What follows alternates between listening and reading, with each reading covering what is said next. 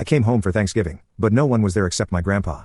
My dad sent me a text message saying, "We spent your $7,000 on a family vacation. Have fun."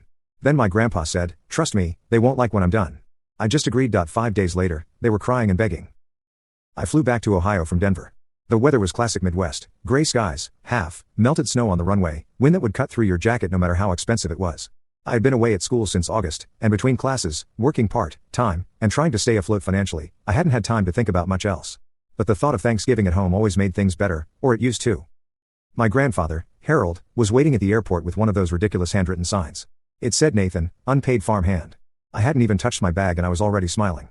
That was Grandpa for you, quiet most of the time, but when he spoke, it always landed. We didn't say much on the drive back, just the usual small talk.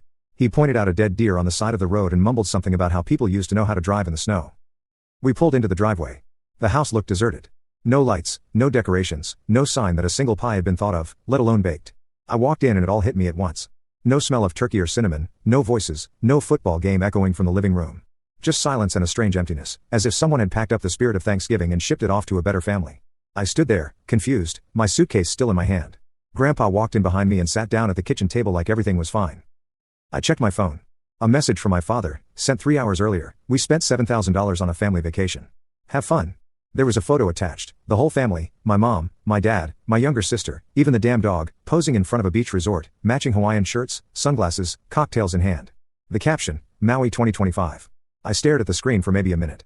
At first, I thought it was a joke, but no, they actually left. They went on vacation without telling me during Thanksgiving, and not just any vacation, a $7,000 vacation. I showed Grandpa the note. He stared at it for a long time, his expression blank. Then he said calmly, "We'll show them where the crabs hibernate." I didn't even ask what that meant. I just nodded. I hadn't heard that phrase in years, but I knew what it meant. Something was coming. The next morning, Grandpa woke me early.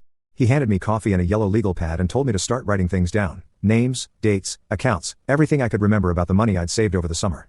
See, what I hadn't told him yet, but was about to, was that I'd saved up about $8,000 working 2 jobs over the summer. Most of it was cash. I kept it in my room, hidden, because I didn't trust online banks after what happened last year. I went upstairs and checked my room, and it was gone.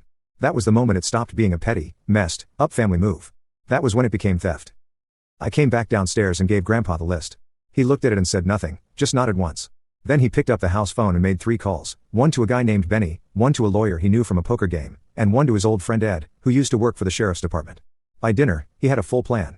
It involved legal pressure, family shame, and a few strategic leaks to certain people my dad definitely didn't want to know about.